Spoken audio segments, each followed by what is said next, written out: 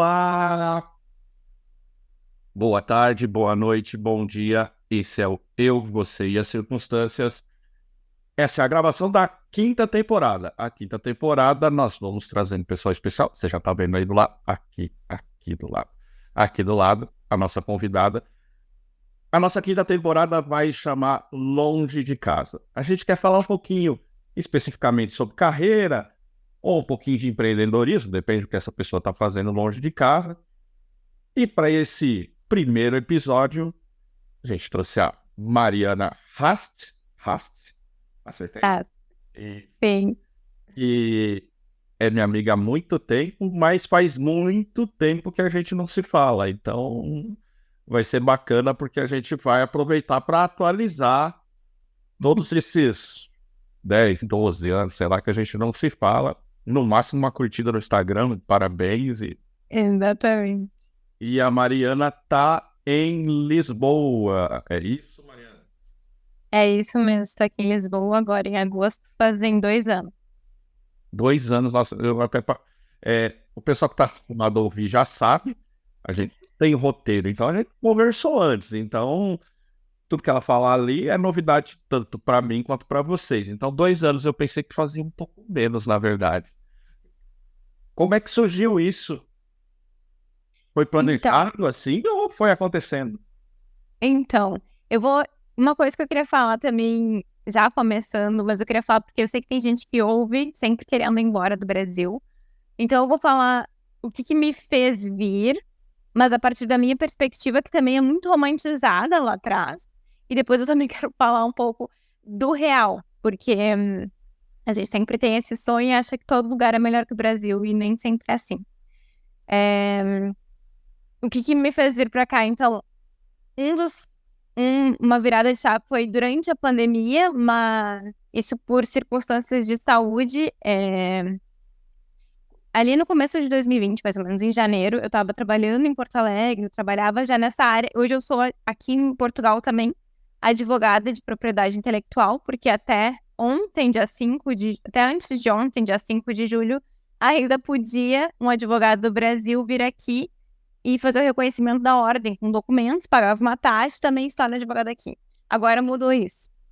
Mas, então, eu era advogada em Porto Alegre, que eu também sou, e eu trabalhava nessa área já. Eu trabalho com marcas, direitos de autor, patentes, eu trabalho mais ou menos com essa parte do direito, que é da proteção de ativos intangíveis. Eu estava trabalhando em Porto Alegre no começo de 2020, e eu tive uma apendicite um final de semana, operei, vim pra casa, voltei. Isso só pra contextualizar os motivos da vinda, tá? É isso aí. E, e eu passou uns dias, parei de tomar os remédios depois da cirurgia e comecei a ter muita febre, muita febre. Fui pro hospital de novo, me deram mais remédios, voltei pra casa, continuei com febre, fui pro hospital de novo. Nessa terceira ida pro hospital, eles me internaram e fizeram os exames. Eu tava com uma infecção depois da apendicite. E eles fizeram os exames para ver a extensão da infecção. E no meio desses exames, que eu fiquei internada, fui fazer ecografia, encontraram alguma coisa no meu rim, fui fazer tomografia e eu tava com câncer de rim. Então, eu descobri em fevereiro, mais ou menos. Só que assim, logo de início eles me avisaram que foi uma coisa muito repentina e muito no início, então se tirasse o meu rim, eu tirei o rim esquerdo depois, se tirasse o rim ia ficar tudo bem e tudo mais. Então, desde o começo, eu vi isso mais como um sinal e com uma mudança mais, e vi de uma forma mais positiva, porque realmente desde o início os médicos, tudo pelo SUS, graças a Deus, que deu tudo certo também, porque o hospital em Porto Alegre de clínicas era excelente, e os médicos foram muito legais, explicaram tudo, então eu tinha não fiquei apavorada, achando que ia acabar acontecendo pior, mas era pelo SUS, então eu tinha que esperar a vaga pra ser operada e etc. Isso foi em fevereiro de 2020, em março começou o lockdown da pandemia, e no dia do lockdown da pandemia eu tinha uma consulta, era logo cedo, era umas 8 da manhã, e o médico me falou que como tinha pandemia não tinha previsão pra me operar mais, eu ia ficar pra frente. Eu fui pra casa, pensei, ok, ele falou assim, talvez só depois de agosto, não sabendo. Fui pra casa, um pouco preocupada pela questão de estar crescendo alguma coisa ali sem saber como é que vai acontecer, né?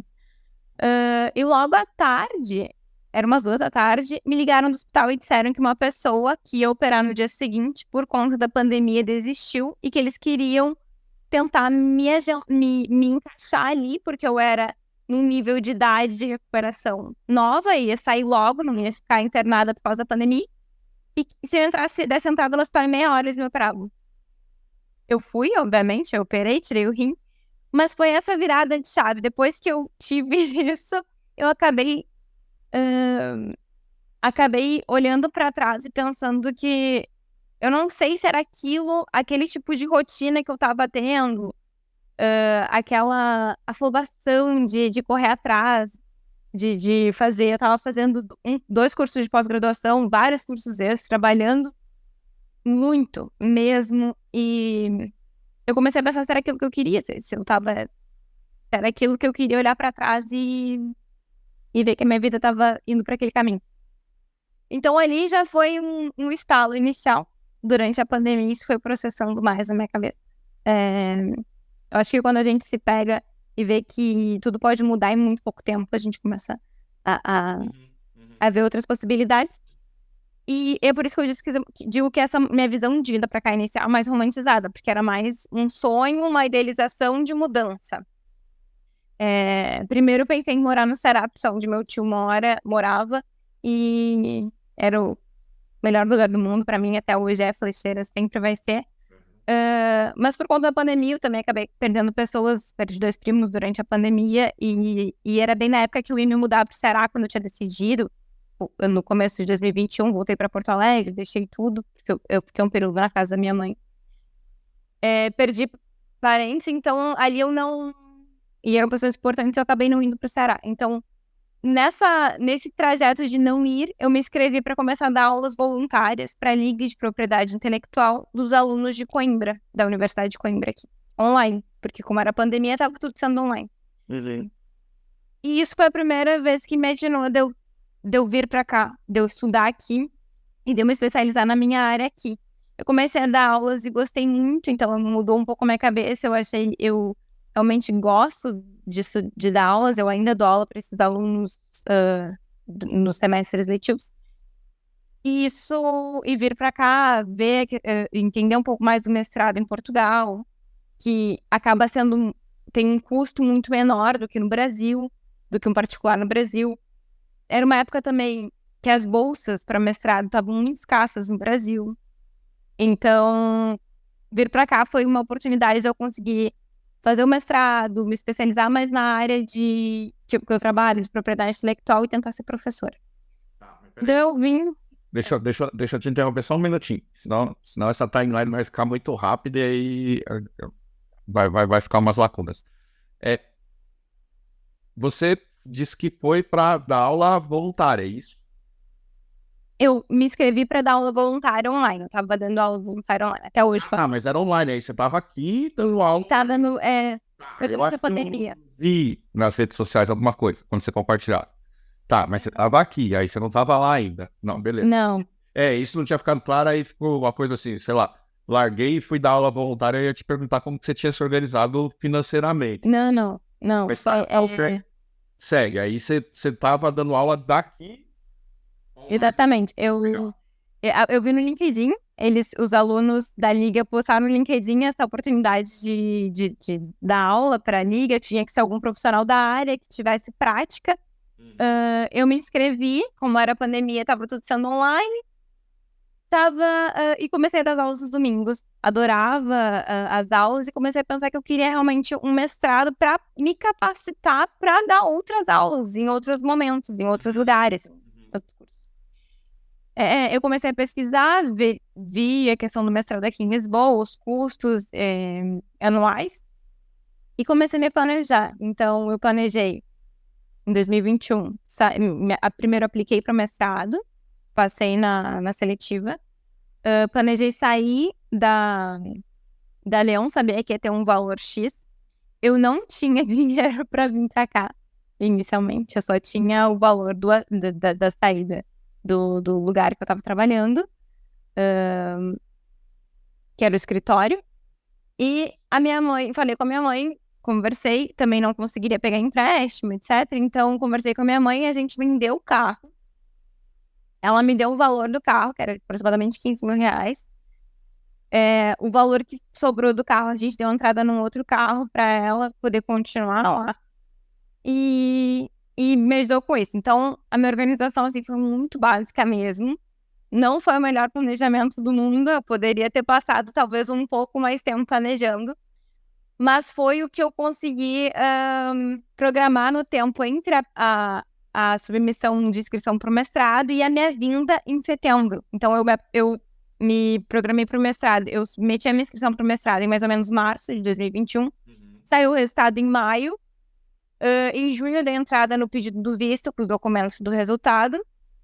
E aquela época da pandemia também demorava muitos vistos, então saiu somente em setembro também o meu visto. E eu vim em setembro. Mas tem mais um detalhe que é, um ano antes, durante a pandemia, eu me inscrevi num evento de comércio exterior online. Um evento do LinkedIn. E eu participei desse evento, tinha algumas provas no evento que se fazia, e no final, quem tivesse mais pontuação nesse evento ganharia uma passagem para qualquer lugar do mundo e de volta. Eu ganhei essa passagem. Então, isso também me ajudou muito, porque o visto saiu no dia 10 de setembro, a minha passagem era dia 23, mais ou menos, que eu tinha que estar aqui para as aulas começarem no começo de outubro. E tava um absurdo o valor das passagens. Tava incrivelmente alto naquela época. Então tava em torno aí de 6 mil uma passagem. 6 mil reais. E daí eu usei essa passagem, liguei no lugar que eu tinha passado, avisei, olha, eu preciso dessa passagem, eles compraram pra mim e eu vim. Então, isso também me ajudou muito. Adicionalmente, quando eu tava planejando para vir mais ou menos em julho, eu vi que surgiu uma vaga, e isso é importante também. As pessoas têm interesse de vir, principalmente para estudo.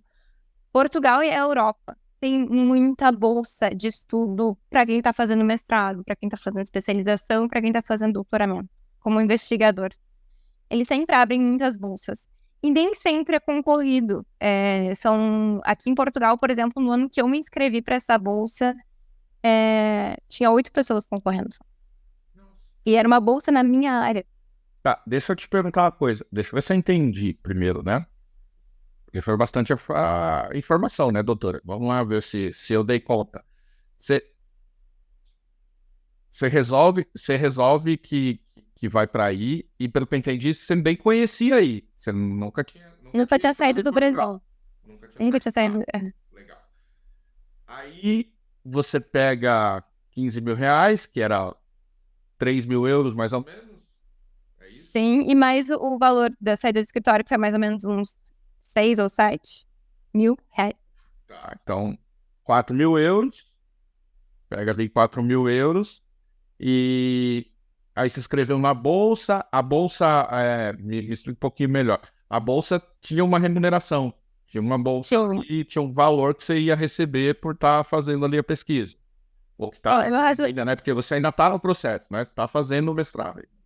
Eu tô, mas agora eu trabalho como se fosse carteira assinada. Eu trabalho no escritório. Mas o meu raciocínio na época foi levar esse dinheiro. Eu calculei mais ou menos pelo salário mínimo daqui, que era em torno, na época era 700 e pouco, agora tá 800. Agora tá 800 e alguma coisa. Inclusive é um dos mais baixos aí, né? Exatamente, é um dos mais baixos. Isso. Também é um pouco mais baixo também, então mais ou menos equilibra, né? Mas é mais ou menos. Agora, como tem muito estrangeiro vindo pra cá, os aluguéis são muito altos, então complicou um pouco. Mas, via de regra, sim, o custo de vida é um pouco mais baixo, comida e tudo mais também, alimentação. O raciocínio foi, eu preciso pelo menos ter um dinheiro pra estar lá 3 meses. Pra me ajeitar e procurar um emprego e etc. Então, fiz esse cálculo que a gente conseguiu com a minha mãe, foi esses 15 mil do carro, e depois mais esses 6 mil do meu acerto na saída do escritório. Em julho, agosto, eu submeti a inscrição para essa bolsa, fiz a entrevista em agosto. Até eu embarcar, eu não sabia se eu ia conseguir essa bolsa. A bolsa é basicamente um trabalho de mais ou menos 7 horas por dia, que eu ficaria revisando contratos num núcleo de propriedade intelectual de uma instituição pública daqui. E o valor era acima de um salário mínimo. A bolsa era mais ou menos 870 euros, assim. Então, ótimo. No dia que eu tava embarcando, que era 23 de setembro, quando eu tava penteando meu cabelo pra ir pro aeroporto, eu recebi um e-mail dizendo que eu tinha passado na bolsa. E que eu ia começar Peraí. Então, você nem sabia. Eu nem sabia. Eu tava indo com dinheiro pra passar 3 meses. Então, peraí, que essa eu perdi, então. No meio da história eu perdi. Eu pensei que você tinha ido, pelo menos com a bolsa certa. Bem isso você tinha.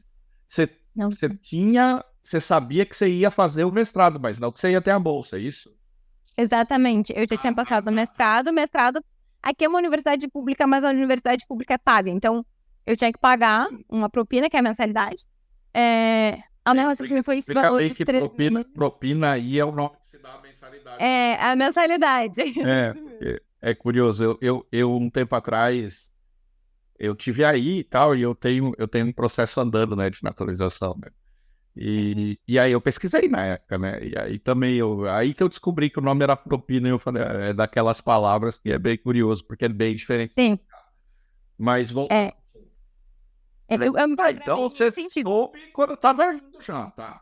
É por isso que eu deixei, assim, é por isso que eu deixei aquele pontinho ali no início de que a minha visão de início foi muito romantizada.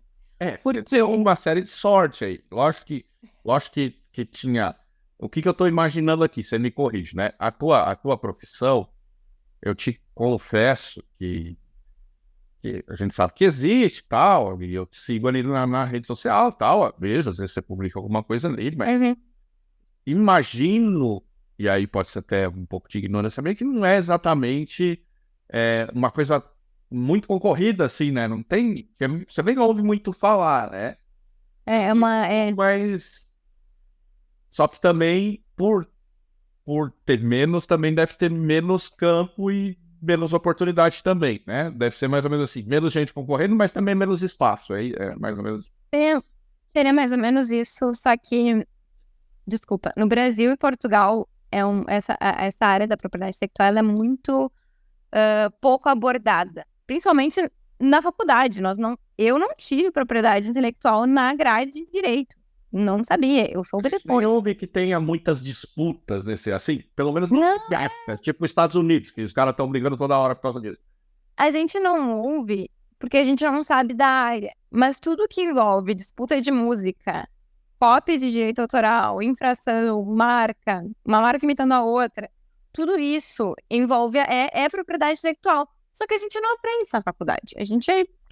Quem conhece depois, ou quem conhece durante o processo, por algum motivo, conhecer algum advogado, alguém da área, que vai atrás da área. Mas eu acabei cortando, porque eu só falei, eu entrei nesse ponto, só porque eu não quero, eu falei, você deu uma série de sorte, mas, lógico, algumas coisas te favoreceram, mas você tinha uma formação, você tinha uma profissão, Sim. Foi tudo ao acaso, caiu no teu colo, né? Mas a sequência de eventos tá interessante. Aí eu te cortei no momento que você, enquanto embarcava, ficou sabendo que tinha. Eu vim, por isso que eu tinha deixado claro a questão da visão romantizada, porque eu vim pensando que eram 3 meses que eu precisava aqui para me ajeitar, para ajeitar, ficar aqui, conseguir alugar lugar para ficar, etc. Eu tinha um amigo aqui em Lisboa, então nos primeiros dias eu ia ficar na casa dele. E eu tava já num grupo. No mestrado, quando as pessoas passam, eles sempre abrem um grupo das pessoas que passaram para conversarem. E a gente já tinha um grupo de pessoas, de meninas que queriam alugar um apartamento juntas. Então a gente já tava nesse processo, procurando apartamento, vindo. Uma já tinha chego aqui, que também era de Minas Gerais. Eu vindo de Porto Alegre e outras 2 também eram de Minas Gerais. Então uma já tinha chego, já tava procurando. E o meu cálculo era, eu preciso de 3 meses para me ajeitar, eu vou trabalhar em qualquer coisa. Pensei, vou trabalhar em qualquer coisa mesmo, preciso, pode ser em bar, porque minhas aulas eram meio quebradas, então eu podia trabalhar em restaurante, podia trabalhar em bar, eu podia ajeitar os horários. No dia, eu fiz o processo seletivo, não sabia se ia passar, então estava só acreditando que 3 meses ia ser o suficiente para eu viver aqui e achar emprego. No dia que eu embarquei, eu soube que eu tinha passado. Nossa, aquilo ali foi um alívio, porque eu tava vindo, mas eu tava com medo. A gente não sabe. Vou ter que te interromper de novo, porque eu não quero te interromper agora no... Você tá quase chegando em Portugal, e aí eu não quero te interromper quando você começar a contar a história daí. Eu vou fazer um pequeno intervalinho aqui pra gente tomar uma água, enfim, o pessoal dá uma pensada, e a gente volta em seguida. Vocês fiquem por aí, para vocês vai ser 2 segundos de uma vinhetinha e a gente já continua no próximo bloco. Então, voltamos. Vamos para o segundo bloco. Aí a Mariana estava falando que ela estava chegando em Portugal. Aí tinha se programado para ficar 3 meses e meio com a cara e a coragem. E aí tinha tido aquela notícia que ia rolar uma bolsa. E aí isso. eu voltei. Eu sou de Porto Alegre, a família da minha mãe é do interior do Paraná, também morei um tempo lá, e meu pai é de Porto Alegre.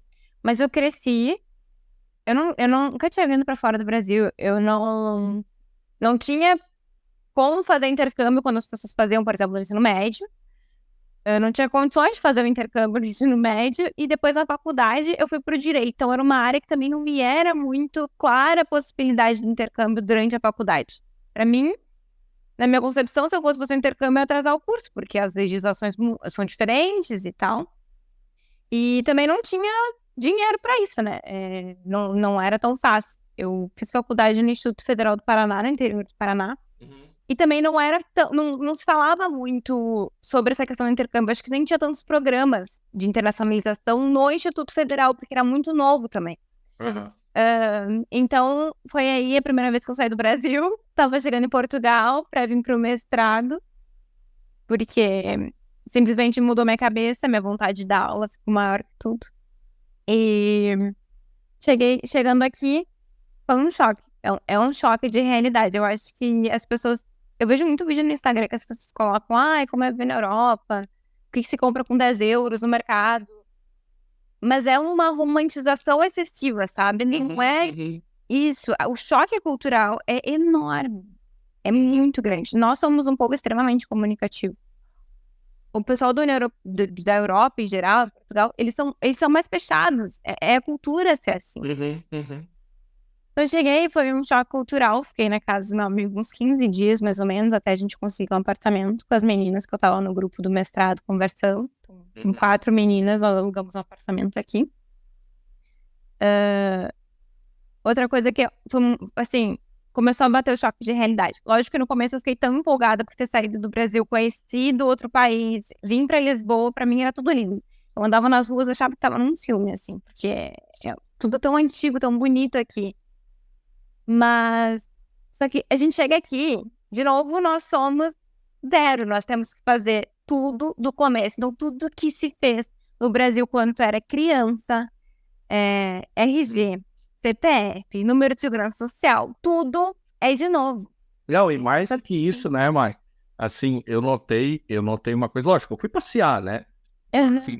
Mas eu fui visitar uma pessoa, eu não vou falar o nome dela, porque como eu não avisei que eu ia falar, é melhor não, mas assim, talvez não teria nenhum problema. Mas enfim, eu fui visitar uma pessoa, e fui minha esposa e tal, então a gente ficou quase 30 dias entre Portugal e Paris.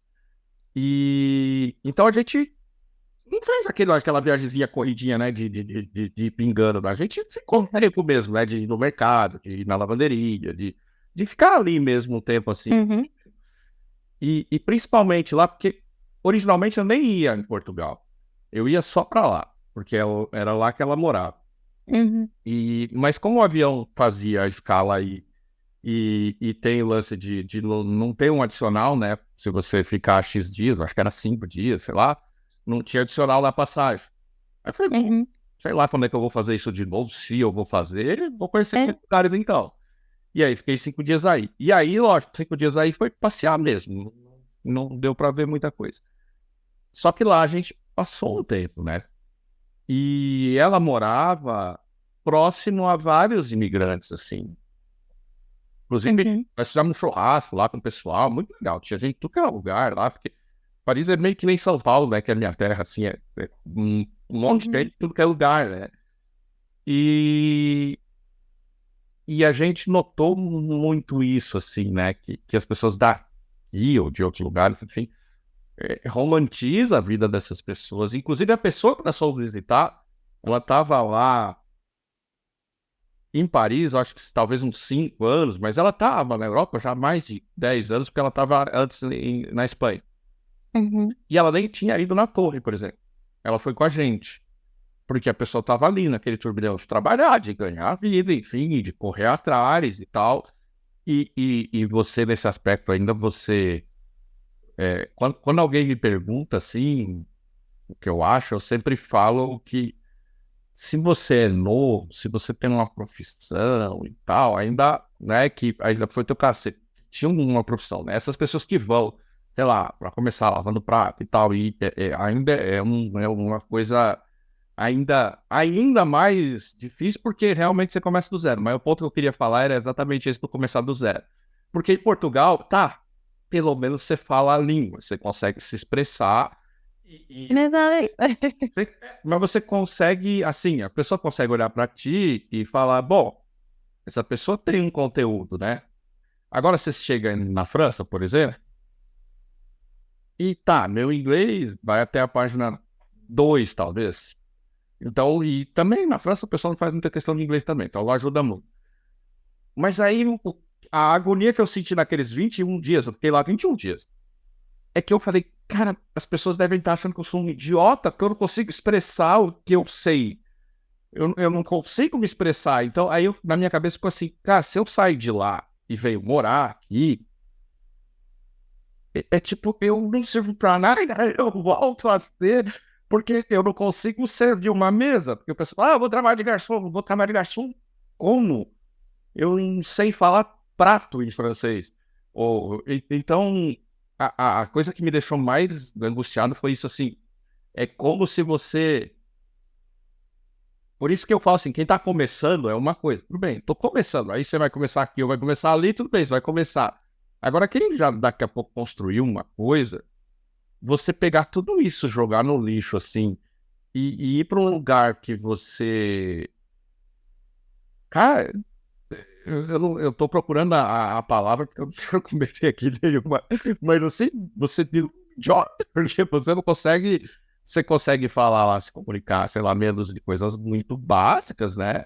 Mas você não consegue ter uma noção econômica, Sim. filosófica. Aí quer dizer, fica parecendo que você não tem nenhum conteúdo, né? Então, eu sempre, quando alguém me fala sobre morar fora, eu sempre pondero isso, né? Essa questão de assim, olha, é legal, enfim, tem muita gente que vai dar certo, tem muita gente que vai dar errado, mas é começar do zero, né? Você tá abrindo mão É tudo. da sua história para começar de novo, né? E é meio que resetar. Eu venho aqui sem ter família aqui, sem ter gente aqui, sem ter uma rede de apoio. Então, e assim, vai fazer 2 anos, eu vou em novembro agora pro Brasil pela primeira vez em 2 anos. Não é uma coisa que se consegue voltar pra passear e matar a saudade tão fácil, não é? Não, e assim, até aí eu vou dar um pequeno... lógico, guardada todas as devidas proporções, porque eu saí de São Paulo para vir para o Rio Grande do Sul, mas mesmo assim você tem essa ilusão assim, 1h30 de voo, cara, mas assim, Dinheiro. por ano, e isso assim, que talvez seja a única parte que eu possa contribuir, assim, para quem tem essa ideia de morar longe, assim, você tem que entender que quando você deixa a sua família para trás, para ir para um lugar que você não tem nenhuma família, seja em outro estado ou em outro país, que aí a situação fica mais difícil ainda, você tá abrindo mão de coisas que a maioria das pessoas tem, que é abraçar seus pais. Sim. É que é uma rede de Abraçar apoio. seus pais uma vez por ano. É. E eu acho importante falar disso porque as pessoas até pensam nisso ou até pensam assim, vai ser melhor ficar longe, né? Tem gente que é uma família, mas quando você tá longe, aí você entende que não é assim. Nossa. Né? E tem outras coisas. Primeiro, a questão do idioma, que todo mundo acha que chega e todo mundo entende, mais ou menos, porque eu cheguei aqui, eu passei um sufoco para entender o português de Portugal, porque é diferente, demora. Sim. Principalmente em linguagem técnica, deve ter mais diferença ainda. Sim. E é como tu falou, eu não posso conversar muito de política, eu não sabia muito daqui, eu não tenho esse... Eu não cresci aqui, então muitas das que as pessoas conhecem que eu não conhecia, e não conheço muito também ainda. Então, é mesmo começar do zero, é abrir mão de várias coisas. E assim, coisas que eu nem esperava que eu ia passar aqui, eu acabei por passar e foi um choque. Além da questão de documentação, começou a meio que assentar na minha cabeça a realidade que eu estava em outro país, que eu estava começando de novo. Graças a Deus, eu entrei, quando eu entrei nessa bolsa, no núcleo da instituição, as pessoas com quem eu trabalhava, incríveis mesmo. Hoje, no escritório que eu trabalho também, incríveis, mas depois eu vou contar como é que eu entrei nisso. Mas assim, nem todo lugar que tu vai estar, tu é bem-vinda. Isso é uma coisa, nem todo lugar imigrante é bem-vindo, sabe? Tu não chega aqui já achando que vai dar tudo certo, todo mundo te quer por perto, porque não é verdade. Tem outra coisa que também que eu não esperava. Eu sabia que ia passar saudade e tudo mais, mas tu não tá preparado pra perder pessoas quando tu tá longe. Quando eu vim pra cá, a minha avó, eu sabia que provavelmente quando eu voltasse eu não ia ver ela. Minha avó já tinha 104 anos. Então, quando eu me despedi dela, eu me despedi com a sensação de que talvez eu não fosse mais ver. Mas quando eu tava aqui, eu perdi o meu tio, que era esse meu tio do Ceará, que pra mim ele era, nossa, tudo. E é a pior sensação. Tu tá num lugar que tu não tem como ir. Eu não podia pegar o avião do nada, não tinha dinheiro pra pegar o avião do nada. E tu não sabe o que fazer. É vislumbrar a impotência, assim, materializada na tua frente. E isso depois causa... Hoje em dia, já... quando eu tava aqui, já também entrei na terapia, porque pra conseguir entender tudo isso, as escolhas que a gente faz, e o que leva a essas escolhas, e o que tu não... O que tu perde com essas escolhas, porque é aquilo mesmo, uma escolha tá fechando 10 portas pra trás. É difícil processar, é difícil entender. Eu fiquei muito tempo com trauma de receber ligação à noite, porque tu fica traumatizado, tu fica realmente, tá, isso acontece agora com outra pessoa, eu não consigo ir também. Então são coisas que a gente tem que ponderar, são coisas que a gente tem que passar. Eu tenho muitos amigos aqui, muitos brasileiros, no meu trabalho também, fora dele, e são pautas que a gente sempre conversa. Eu acho que é por isso que quando a gente vem pra fora, o brasileiro se une tanto, porque é meio que a rede de apoio familiar que tem aqui, sabe? É alguém que tu tem alguma conexão, que vai saber da tua piada, vai entender o que tá falando, vai entender a música que tu tá referenciando, e entende a saudade que tá passando também, não é fácil. A minha mãe veio pra cá esse ano, em fevereiro, e eu lembro que depois que ela foi embora, eu ficava um tempo ali no quarto que ela tinha ficado, só pra sentir cheiro, porque é uma coisa que é difícil, tu não sabe mais ou menos quando tu vai ver de novo, sabe? Então, assim, eu começar do zero, vir pra cá, vai fazer documento, entra na fila de imigração, tenta pegar o visto pra autorização de residência, é burocrático. A questão também da xenofobia, nos momentos que eu trabalho, não vejo isso, não sinto isso. Mas tem muito em Portugal e tem muito na Europa em geral. Vai ter em qualquer lugar do mundo quando for questão de imigrante. O Brasil faz isso com imigrantes também. E eu acho que toda pessoa tinha que ter essa noção do quão grave é o tratamento diferenciado por uma pessoa ser de outro país ou não ter nascido no mesmo lugar que tu. Porque tu acaba desarmando a pessoa totalmente. Tu deixa ela num nível de vulnerabilidade total. E as pessoas que vêm pra cá têm que estar preparadas pra essas coisas. Eu acho que a gente nunca tá preparado, mas eu acho que pelo menos racionalizar sobre isso, sabe? Entender que às vezes tu vai chegar num lugar e quando tu abrir a boca e declarar teu sotaque, eles vão não é daqui. Então, são coisas que a gente tem que estar preparado. Esse começar do zero é deixar de lado vários outros caminhos que tu teve no Brasil, vários outros momentos com a tua família e estar disposto a uma vida totalmente nova. E eu acho que eu vim isso pelas pessoas com quem eu morei também. Eu acho que o tempo pra tu saber se tu quer ficar em outro país é 1 ano e meio, assim. Pra saber se é isso que tu quer da tua vida ou não. Porque tu passa por uma lua de mel no país. Nos primeiros meses foi incrível estar aqui. Depois tu começa a passar pelos perrengues do país, por essa ausência de familiaridade com talvez as pessoas ou talvez com o local. E depois tu começa a ver, ok, começa a sentir falta do Brasil de fato e ver, eu quero voltar pra vida que eu tava ou eu quero tentar aqui mesmo. Então, Como dizer pro pessoal quando me pergunta, assim, que eu falo, é quase como ir visitar um parente, assim, em outro lugar. Quando você chega, todo mundo fica feliz de te ver, e aí tem um monte de assunto para botar em dia, e aí tudo é muito legal, a cidade é legal, as pessoas gostam de te ver, o seu sotaque é charmoso, é simpático, todo mundo gosta de você, mas o tempo vai passando e daqui a pouco as pessoas começam a te olhar, tá, mas você vai ficar aí mesmo, né? Você não, você vai ficar mesmo, né? Aí, e você também começa a ter saudade das suas coisas, né? E aí, então, começa a segunda fase, e eu passei por isso, porque eu brinco assim, pessoal, o Brasil é um país que é do tamanho da Europa, então é como se eu tivesse saído de Portugal e ido morar na França. Tirando a língua que é quase a mesma, né? Quase a mesma, o resto é quase isso, é clima diferente, é cultura diferente,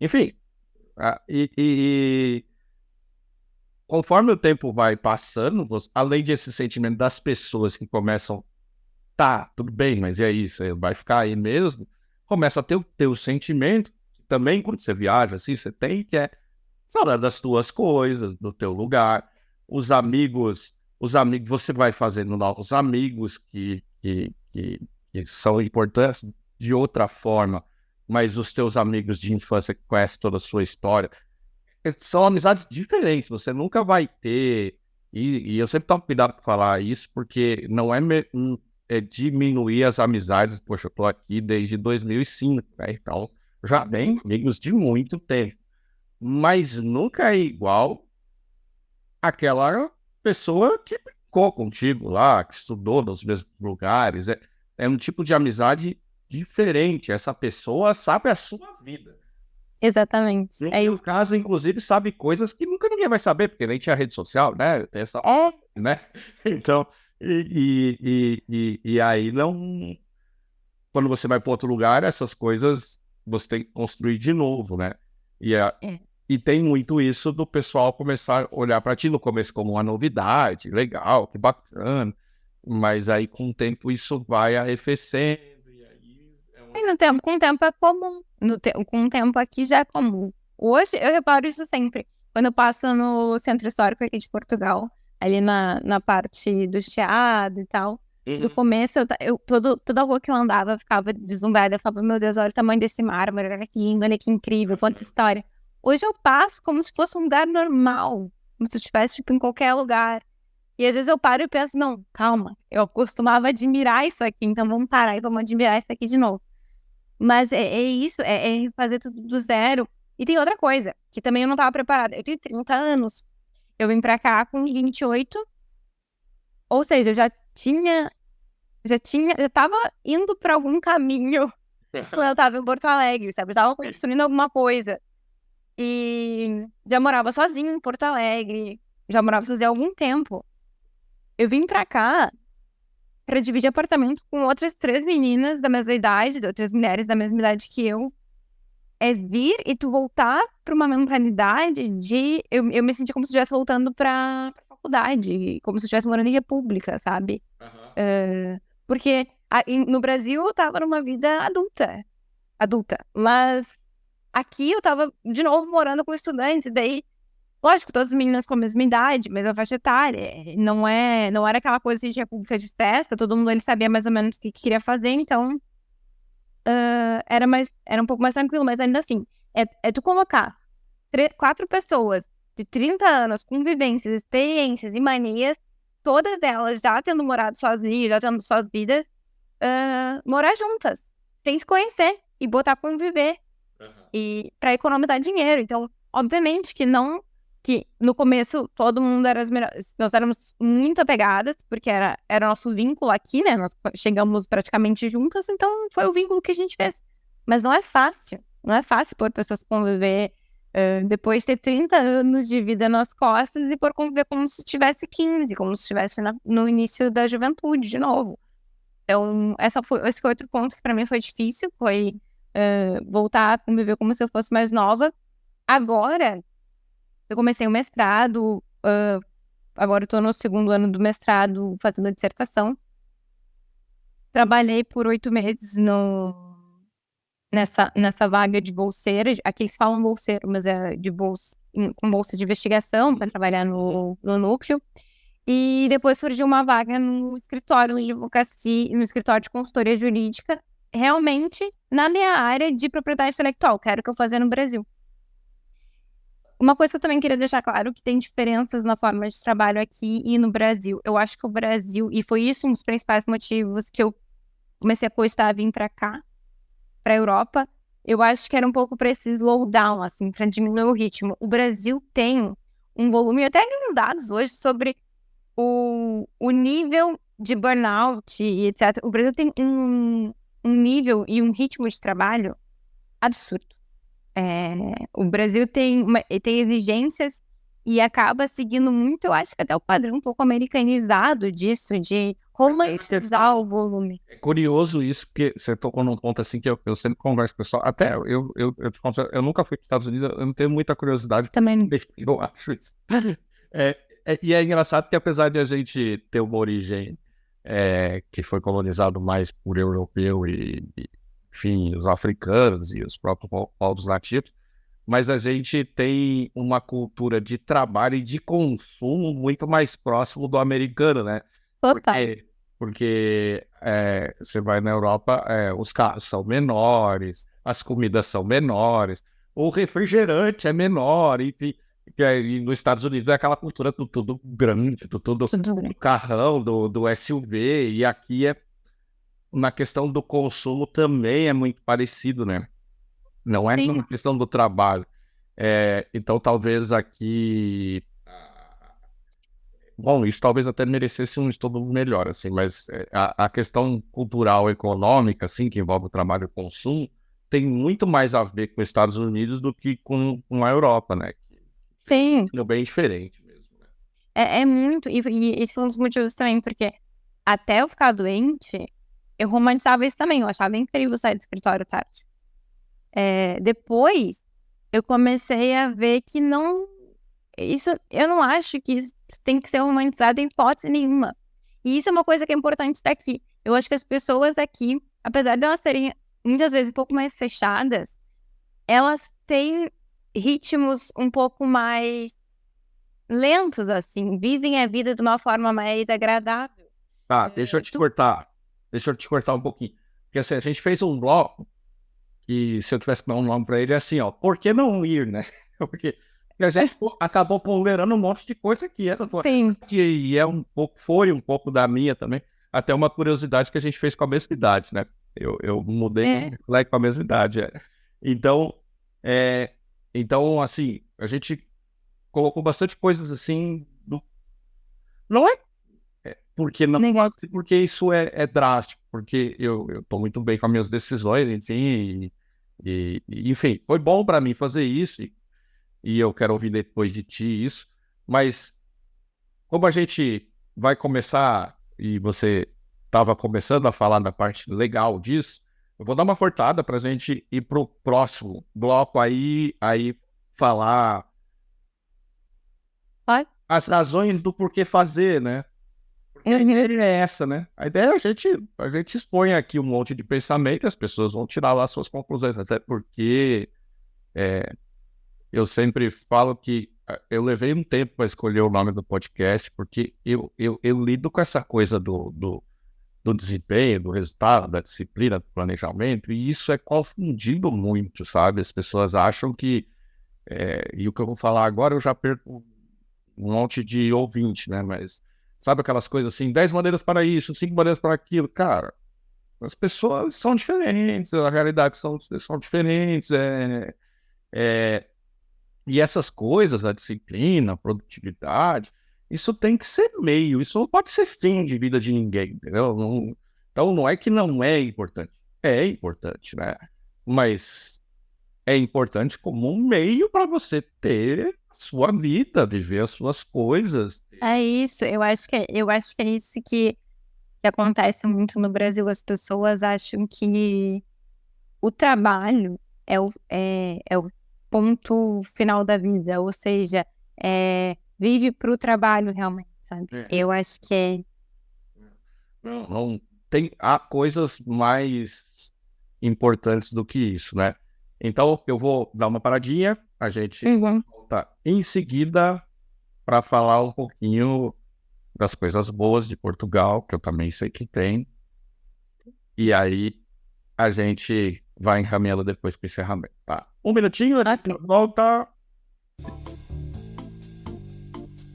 Então voltamos, e aí na volta eu queria te perguntar, é, você já ia meio que iniciar a falar sobre isso, né?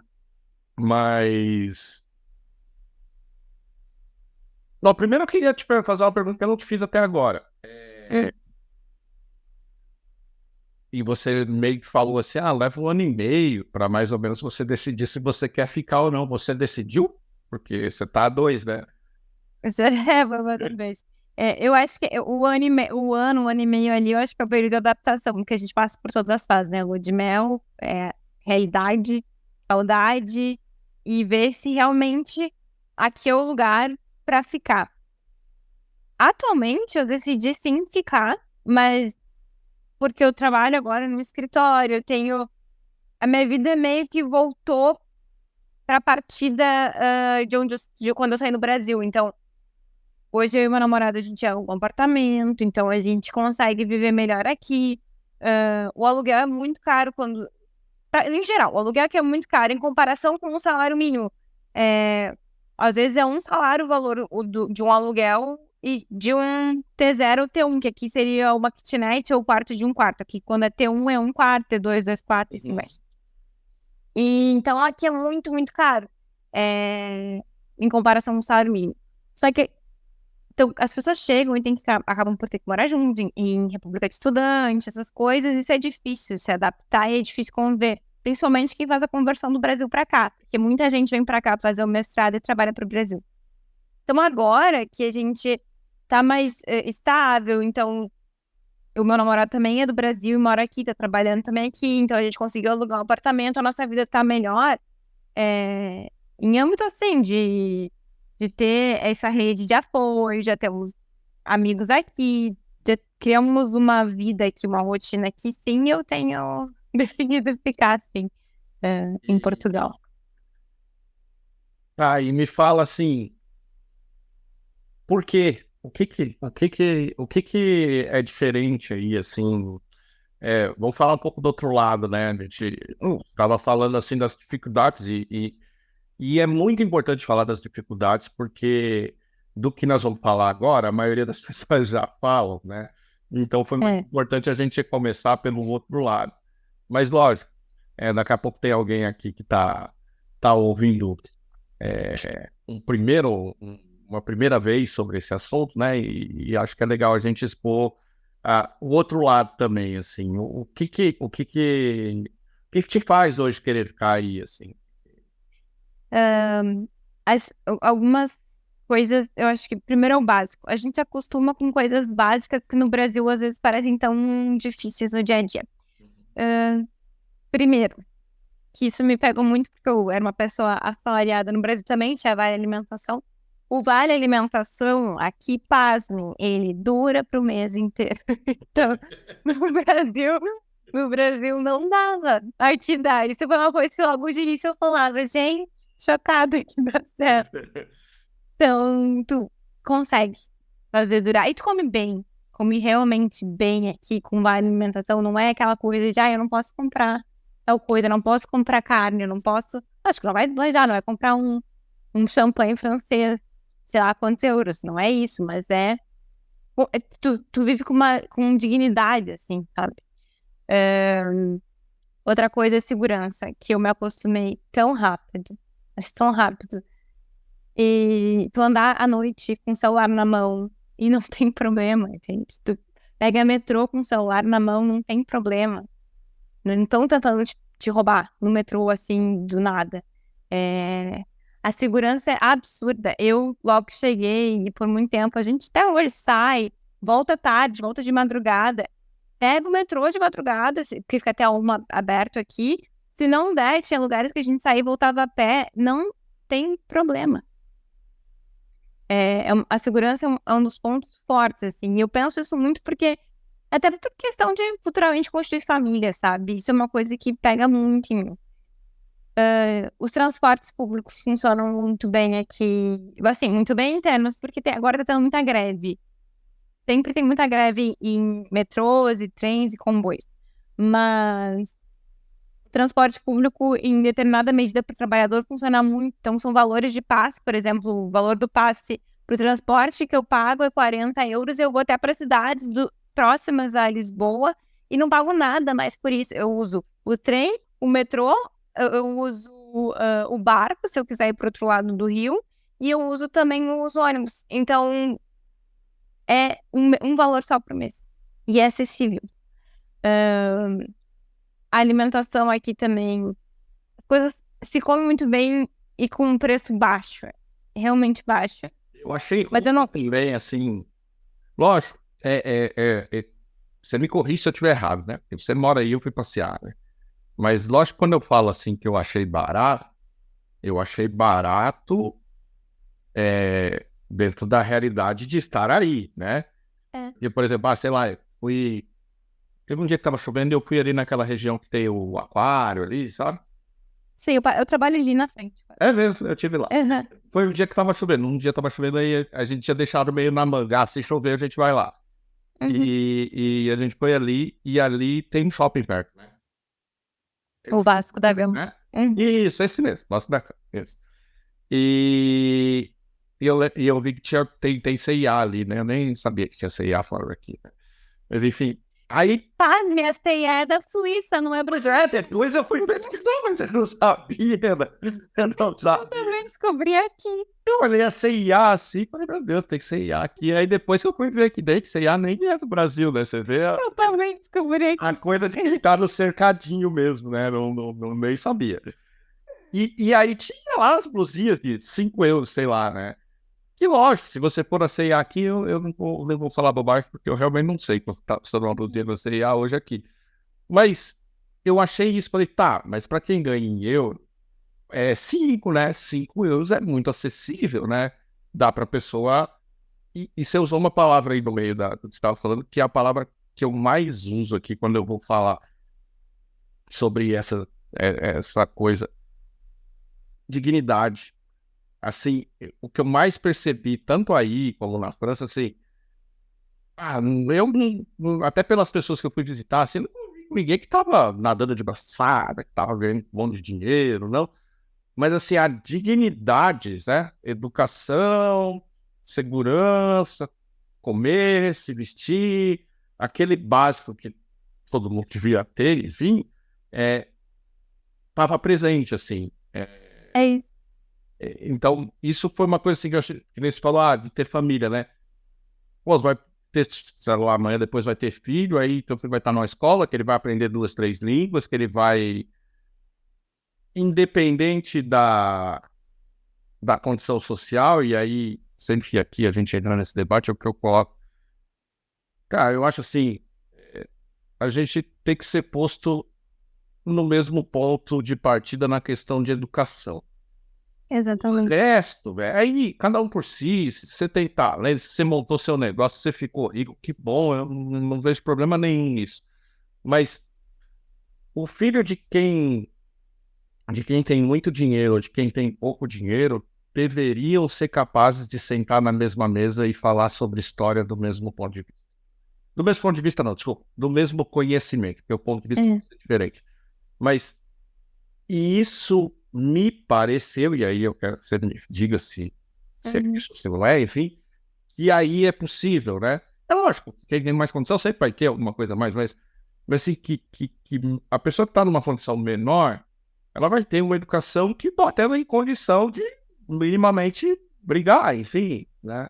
Queria que você Isso, falasse um pouco se eu tive uma visão correta, assim, ou... isso eu acredito que é verdade. Eu conheço, tenho muitos amigos portugueses e tudo mais que vieram aqui, e também brasileiros que fizeram a graduação aqui, que é licenciatura. Eu noto que, primeiro, a questão da educação. Aqui, normalmente, não se pode trabalhar enquanto faz a licenciatura. É dedicação exclusiva para o estudo. Tipo, isso é uma parte importante. Tem países na Europa que, inclusive, te pagam um salário mínimo durante a graduação, que é o caso da Finlândia. Paga para a pessoa por mês um salário para estar estudando. Isso é muito valioso aqui, sabe? Nos pilares, eu acho que da União Europeia é muito valioso eles garantirem isso, assegurarem que as pessoas têm essa base educacional. Lógico que a gente acaba tendo essas diferenças, por exemplo, eu trabalho desde que eu saí do ensino médio, então durante a graduação também trabalhava. Quando eu vim trabalhar aqui, e quando eu tô trabalhando aqui, eu vejo pessoas que têm pouco menos de idade que eu e estão no primeiro emprego. Tudo isso porque não foi possível durante a graduação. Mas eles focam muito nisso. A questão do estudo é muito importante. O mestrado é muito acessível e isso é uma coisa que eu não... Desculpa que eu tive que arrastar ali. A questão do mestrado é muito acessível no sentido de que todas as pessoas aqui têm um mestrado, sabe? E no Brasil não é assim. Hoje em dia tem muito mais oportunidade na graduação. Mas o mestrado ou tem bolsa ou tu tem que pagar um valor absurdo por mês para uma instituição para tu fazer o mestrado. E aqui não, aqui tem uma possibilidade de tu cursar o mestrado com valores acessíveis, que é o que eu faço.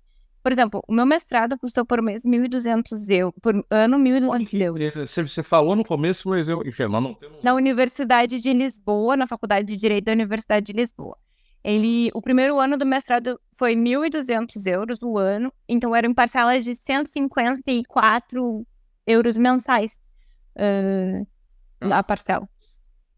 Que é um valor acessível, porque no Brasil, o que é um mestrado particular? Eu não sei muito, mas eu acredito que seja mais ou menos uns 3, 4 mil mês. É em torno disso. É em torno disso. Eu lembro que quando eu pesquisei, dava mais ou menos, sei lá, convertendo, daria uma mensalidade de uns 600, 700 reais fazer o mestrado aí. Porque eu cheguei a dar uma pesquisada, assim, eu vi que saía em torno de mais ou menos isso. Até porque tem aí, diferente daqui, tem mestrado, tem a distância, inclusive, né? Tem a Universidade Aberta, é isso que chama? Tem. Acho que o nome... Tem lá que você Sim. pode fazer EAD e tal, e aí os valores são por aí. Na época eu pesquisei que era por aí, em torno de 600 reais, inclusive dá para fazer daqui, tá? Sim, teve muita gente que no ano que eu entrei, ainda estava em época de pandemia, e muitas das aulas foram online, foi possível fazer... Teve gente que fez do Brasil mesmo, nem veio pra cá, não precisou mudar. E ir fazer as provas e tal. E essa questão da educação, vê-se que é muito importante, que é muito valorizada e com toda a razão. Isso, a forma de construir, eu acho que o pensamento aqui no aspecto de priorizar algumas coisas, então se prioriza que o estudo venha primeiro, que tenha essa possibilidade dele decidir se ele quer um mestrado integrado, que seria mais ou menos uma especialização nossa. Tem também especializações aqui, que são de 6 meses, mais ou menos, a um ano, mas tem um mestrado integrado, que é um pouco menor, que é como se fosse um mestrado profissionalizante, e depois, se quer o mestrado, depois se quer o doutorado, o doutoramento, como chamam aqui, isso é mais acessível. Existem bolsas e existem muitas bolsas para doutoramento, porque as pessoas querem as pessoas se especializando, se formando e crescendo academicamente aqui. Então, sim, essa parte eu acho também muito importante pontuar, e o fato de todas as pessoas conseguirem... Todas as pessoas, eu não digo todas porque é generalizar demais, mas os valores serem acessíveis, aproximar um pouco mais as pessoas, independente das classes sociais, isso acontece mais aqui. Essa questão da vida, de viver com dignidade, a questão de tu conseguir viver com teu vale alimentação durante o mês realmente. Obviamente que tem a parte ruim. Portugal é um lugar muito visado por estrangeiros, e como cada país tem seus salários mínimos, essa forma de vivência, por exemplo, pessoas da Alemanha, de outros países que têm um salário mínimo muito mais elevado, às vezes, principalmente agora nessa era digital, vem morar aqui para viver aqui, porque o clima é mais agradável, o clima é melhor, nós temos muito mais dias de sol em Portugal.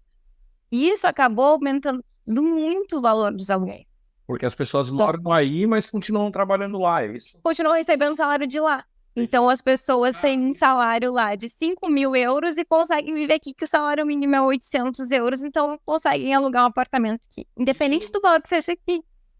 Isso barato leva pra no... Eu queria te fazer uma pergunta que eu não quero terminar antes de te perguntar isso.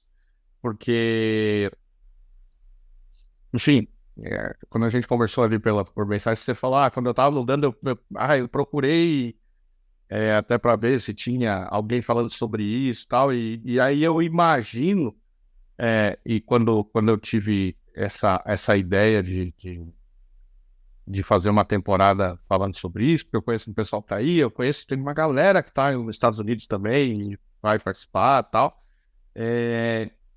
era realmente fazer isso, né? Fazer esse link de quem tá pensando em fazer isso.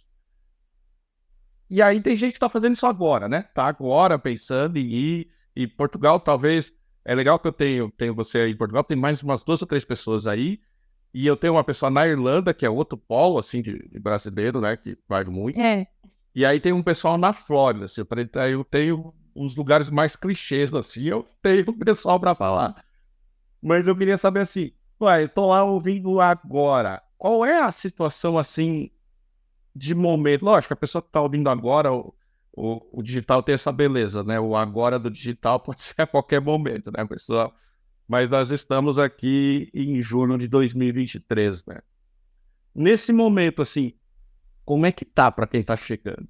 Emprego, custo de vida, assim, qual que é o momento, assim, aí, especificamente de Lisboa? Sei lá, Portugal tem outros polos, enfim, tal. Uhum. Mas qual que é o... Pra quem tá chegando agora, eu tive amigos também que vieram depois e moram hoje em outras cidades, tipo a cidade do Porto, que é um pouco mais barata, mais acessível também, até porque Lisboa, como vira esse polo de estrangeiros de outras partes da Europa que ganham muito bem, acaba que é uma cidade cara em aspectos de moradia. Pra quem tá chegando, essa questão de conversão é bem difícil, então eu acho que tem que vir muito bem planejado, tem que vir com visto. Outra questão é essa também, o CEF, a questão da imigração aqui é muito lenta, muito devagar, para marcar horário, para conseguir as coisas, é extremamente difícil. Então, venham com visto, primeiro de tudo, evitem todo esse... Venham para conseguir autorização de residência aqui, se vem com visto, já vem marcadinho o teu dia de ir no CEF e tudo mais. Então, evitem esse transtorno de manifestar intenção em estar aqui, porque tem gente que vem sem o visto e manifesta intenção aqui e fica num processo. Só que não pode sair daqui por muito tempo. Tem gente que passa 2, 3, 4 anos e não tem autorização de residência. Porque é um processo lento. Não tem tanta gente aqui. É um país que tem muita greve. Então, eu acho que é uma época difícil se não for planejado. E é por isso que eu não gosto muito da romantização que se faz no Instagram com aqueles vídeos de preço e como é viver em Portugal. Aí tu vê num vídeo no TikTok que uma pessoa fala que eu moro próximo a Lisboa por 300 euros. Não é bem assim. Não é tão próximo a Lisboa também, sabe? Não, um apartamento, dependendo de onde for aqui, que seja uma kitnet, custa às vezes 800, 900 euros. É mais que o salário mínimo. Então as pessoas têm que vir pensando bem nas condições que tem para estar aqui. Porque é capaz de vir e morar totalmente afastado. E aí entra naquela coisa de novo, por exemplo, de São Paulo, de não ter vida, de ter que pegar um trem de Lisboa para não sair aonde todo dia, acordar 1000 horas antes, acaba se tornando uma experiência totalmente estressante. E depois para voltar pro Brasil não é fácil. Agora que eu vou, e eu tô vendo, tá muito caro as passagens, tá realmente caro, então não é uma volta fácil. Então eu acho que é uma coisa que tem que ser pensada. Mas eu adoro Lisboa, eu adoro essa visão daqui da Europa. Eu fui pra Espanha um tempo atrás também, eu amei, que eu acho que se aqui em Lisboa eu acho que eles vivem um pouco mais de calma em comparação com o Brasil e Estados Unidos. A Espanha é muito mais calma ainda. Lá eles têm uma vibe que eu acho que é a vida que eu queria viver, assim. Eles realmente priorizam a qualidade de vida, eles realmente priorizam a pessoa sair do trabalho em tempo de curtir, de ir passear, de se quiser encontrar com uns amigos. Tem essa visão de que o trabalho não é tudo, não. Ele não tá aqui Eu com acho isso. que a França, para o francês, tá? Eu vou colocar essa aspa, esse parêntese, tá? A Uhum. França, para o francês, eu acho que é um pouco assim. Uhum. O imigrante, muitas vezes não, porque a pessoa tá lá se matando de trabalhar para ganhar a vida, enfim, né? Mas o francês olha o trabalho desse jeito também, né? É, é isso. Não é uma coisa que ele vai morrer por causa disso, né? É exatamente isso. E eu acho que isso é uma qualidade muito boa aqui. É esse desligar essa mentalidade da meritocracia, de ter que trabalhar 1.000 horas por dia, de desligar um pouco dessa necessidade do burnout, da glamorização do burnout, as pessoas estarem se matando 1.000 horas.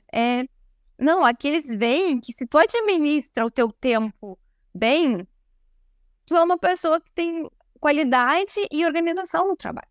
E no fim, né, mas, assim, esse é um tema que para mim é muito, muito caro, assim, e ele é difícil porque eu trabalho com uma coisa e muitas vezes as pessoas interpretam e é complicado porque, assim, as pessoas não entendem que muitas vezes quando elas levam isso ao limite de trabalhar, sei lá, 10, 12 horas por dia e não tirar férias e não descansar no fim de semana e não ir viajar, enfim, isso inclusive vai interferir no teu desempenho profissional, entendeu? Não, total. Então não é ser um bom profissional fazer isso, porque você vai acabar, inclusive, rendendo menos. Então, essa coisa de achar isso produtivo é dos maiores erros que tem, porque ele não é produtivo. Não vai, E outra a coisa, longo prazo não vai dar resultado isso. e assim, uma ressalva, né? Eu tô falando aqui na glamorização que eu vejo, tipo, nos escritórios, ou em companhias, em empresas, ou mesmo às vezes até em podcasts e cursos e coisas que as pessoas dizem. Até se já saiu aquela questão do primo rico falando que não tem pobreza que resista a 14 horas por dia de trabalho, tipo isso. Pelo amor de Deus, tá falando do Brasil, sabe? A pobreza tá ali, tem gente que trabalha 20 horas por dia e não tem o que comer. Então eu tô falando assim, uma questão de glamorização disso. Mas eu sei, e eu tenho plena ciência que no Brasil as pessoas precisam, às vezes, trabalhar essa quantidade de tempo para ganhar o mínimo do mínimo do mínimo, para ter o mínimo para comer naquela noite. Eu tenho essa total noção. Mas aí é uma questão, né, De necessidade. necessidade, exatamente. Não é Vender isso, glamorização. vender isso como o único caminho para as coisas funcionarem. Exatamente. Porque, São dois. voltando, né? Cada um nas suas circunstâncias, né? Uhum. Até porque eu entendo o contexto e já aconteceu comigo, tá? Eu posto lá as frasezinhas, né? E às vezes um amigo vem e fala, poxa, mas isso aqui, eu falo, cara, não dá conta, às vezes, né? Você escreve uma frase, não dá conta de tudo que você tá pensando, que você não Exatamente. quer lembrar. Porque é lógico, eu entendo num outro contexto assim, se você. Eu vou tentar aliviar a barra do cara, vai. Se você tiver num contexto de dedicação em cima de uma coisa que você está fazendo, por exemplo, sei lá, você está querendo ficar forte, né? Não tem como você treinar 10 horas por dia e não ficar, porque você está fazendo uma coisa com método. O que não dá conta quando a pessoa fala isso é de entender que assim que tem gente que tá lá só vivendo a sua vida, ela não tem, para continuar na mesma metáfora, ela não tem um personal trainer dizendo, olha, treina aqui, faz isso aqui, ó. Tem, essas são afirmações generalistas. Acabam caindo nesse Não dá negócio. conta. E lógico, dentro do ponto de vista de cada um, né? A pessoa tá lá e eu falo assim, eu tento fazer o impossível que é ficar no meio, né? Tentar achar um meio desse negócio que é. Mas, porque, lógico, e aí eu tava falando do nome do podcast, né? Por isso que tem as circunstâncias no nome do podcast, porque as circunstâncias, eu não consigo tirar isso da pessoa, entendeu? Eu não consigo ir lá e arrancar. Não tem como eu tirar isso. Às vezes, eu converso com um empresário e vejo ele falando essas coisas, assim, que a meritocracia. E é óbvio que, em alguma medida, eu não concordo, porque eu sei que não é só querer, né? Não é só querer. Sim. Mas, muitas vezes, o cara que tá falando isso foi pobre. E ele conseguiu. Então, dentro das circunstâncias dele, ele pensa, se eu conseguir, que eu vou seguir. Tá errado, mas eu entendo as circunstâncias que levam. Sim, não, faz todo sentido. Eu acho importante. Eu acho só que é difícil quando as pessoas pagam essas frases pra pra enfeitar o burnout, pra enfeitar o excesso de trabalho. Para tornar isso como fosse assim, que é o que eu acho que eu falei no vídeo, e quando eu falo isso é quando eu perco a maioria das pessoas que gostam de falar sobre produtividade, essas coisas, né? É aqueles que falam 5 maneiras para não sei o quê. Cara, se fosse só 5, só 5, né? Todo mundo na isso. Não é. É que vai pro livro, vira o que dá certo. Não quer dizer que N pessoas não tentaram fazer as mesmas coisas, né? Não deu certo, porque aí não vai pro livro, né? Então, cada um tem que encontrar o seu caminho. É lógico Sim. que dentro dessa coisa, porque é impossível você falar disso e eu tento evitar, né? Eu faça isso, faça aquilo, justamente para não me contradizer, né? Se eu tô falando que não tem receita, eu não posso dizer faça isso ou faça aquilo. Mas tem diferença de ter receita e ter condições, né? Então eu sempre uso uma metáfora para explicar isso, que é a seguinte, que é o teu caso. Você estava aqui no Brasil. Você podia ter escolhido ir pro Ceará, ficar onde estava, ir para São Paulo, virar hippie. Você podia ter escolhido o que quisesse e você não tinha que nada. Porque a vida é sua e você tem todo o potencial e o poder de escolher. No momento que você escolhe ir para Portugal, e aí esse é o ponto que aí o outro lado, às vezes, da história tem que entender. Você fez uma escolha. E aí essa escolha tem condições para acontecer. Eu escolhi ser advogado. Cara, não tem como não fazer a faculdade de Direito. Não é uma questão de te dar uma receita, é uma questão de condição. Você tem que fazer a faculdade. Para fazer a faculdade, vai ter que estudar, vai ter que ler, vai ter que fazer a prova, depois vai ter que fazer a B. Bom, é assim que é. Então, esse equilíbrio, sabe, de a gente entender que nem todo mundo parte do mesmo lugar mesmo. E que essas condições são, muitas vezes, te bota muito atrás dos outros. Mas entender que no momento que você faz algum tipo de escolha na sua vida, algum caminho você vai ter que percorrer, apesar disso, esse equilíbrio é essa corda bamba que eu tento me equilibrar, assim. É isso. É o equilíbrio. Eu acho que aqui, que é um dos motivos também que eu tenho muita vontade de ficar, é esse equilíbrio.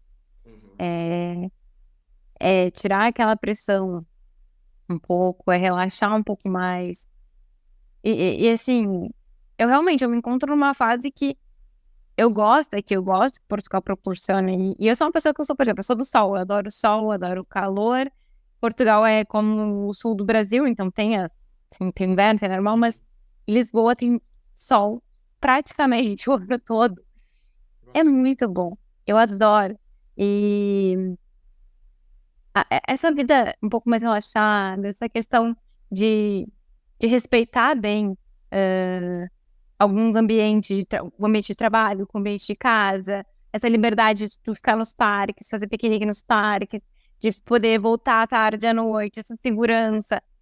Todas essas condições que tem aqui, pra mim, são importantes, são pilares. Eu sei que eu tô abrindo mão de várias outras coisas que também são importantes pra mim, que é a questão de estar com a família, de estar vendo a minha amiga casar, de estar vendo minha amiga engravidar. Essas coisas também são importantes pra mim. Não que uma seja acima da outra, mas pro meu momento de vida atual, é a vida que eu escolhi ter, sabe? Eu tenho que saber conviver com isso. Terapia tá ajudando muito. A vida é assim, né? Não tem como se ter tudo, né? Quando a gente escolhe uma coisa, algumas outras ficam pelo caminho. E talvez realmente aqui pese mais, pelo menos pro meu modo de pensar a vida, é realmente as pessoas que ficam longe, que a gente acaba vendo que nem eu tô te vendo agora, mas nunca é a mesma coisa. É isso. A vida vai passando e a gente vai perdendo aqueles momentos que a gente já tá junto, né? No aniversário, no Dia das Mães, no Dia dos Pais, a gente Exatamente. nunca tá lá, né? Isso Eu não sei se você faz isso, mas eu sei lá, eu devo dar uma bloqueada nisso e eu penso nisso muito raramente, justamente porque se tem uma coisa que me pega é isso. O resto eu tiro de letra. Isso me pega. Isso me pega também muito. E quando eu perdi o meu tio, eu tava aqui, aquela época eu pensei em voltar. Eu, eu, eu meio que paralisei, assim, porque é um baque tão grande que a gente acha que tá preparado, mas a gente não tá preparado para esse tipo de situação. E é isso. Hoje eu tento com a questão da terapia mesmo, porque antes às vezes eu ficava pensando e é aquele lugar que se tu abre a portinha assim, é complicado. Então, Mari, eu quero te dar um minutinho ou dois aí para.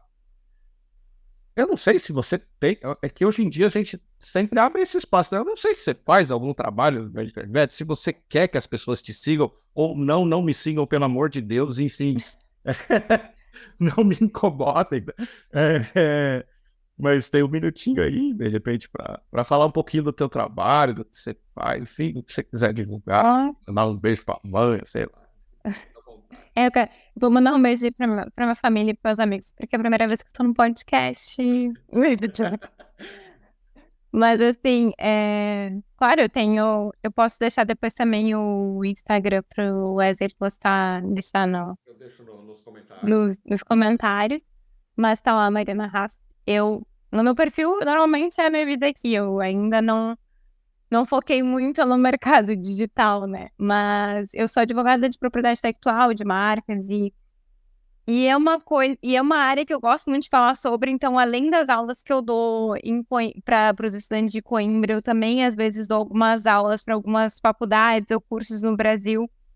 E é uma área que eu sempre gosto de falar sobre, porque eu sei o quanto a gente, no direito principalmente, fica numa caixinha fechada, parece. E tem gente que não se enquadra com nenhuma das áreas. Tem gente que não acha nenhuma das áreas e não sabe que tem como trabalhar com direito em outros campos. Tem como eu falar sobre música e trabalhar com direito, tem como eu falar sobre arte e trabalhar com direito. Falar sobre marca, falar sobre branding, falar sobre software e trabalhar com direito. Então, para quem tem curiosidade dessas áreas, também eu tô sempre falando alguma coisa sobre isso. Muito bem. Era isso. Eu espero que vocês tenham gostado. Eu espero que a Mariana tenha gostado de participar. Que de alguma forma a gente contribua com você que está aí pensando em daqui a pouco mudar de país, mudar de estado, ou mesmo para quem está tocando a sua vida aí onde está. Eu acho que trocar essa ideia sempre acrescenta alguma coisa, né? As dificuldades, elas mudam de pessoa para pessoa, mas não existe eu não conheço, pelo menos, uma vida que não as tenham, né? E, em última instância, se eu pudesse te dizer, fique com os teus, que você sabe lidar com eles, né? Os dos outros sempre vão ser mais complexos, porque você não está acostumado. Eu acho que oficialmente temos o episódio mais longo da história, o que quer dizer que o que quer dizer que rendeu e podia ser muito mais. Eu tô bem que cortando justamente para a gente não ir, porque podia ser muito mais. E eu fico empolgado pelos próximos episódios que vêm, porque é um assunto que realmente dá muita conversa e eu tenho a pretensão de que vai contribuir com bastante gente. Obrigado. Se vocês gostaram, volte aí semana que vem. Se não gostou, aí recomenda para aquele amigo que você não curte muito, porque você não quer passar raiva sozinho também, né? Mas se você voltar semana que vem, aí, mais uma vez, nós seremos eu, você e as circunstâncias. Fique bem, se cuide e até mais.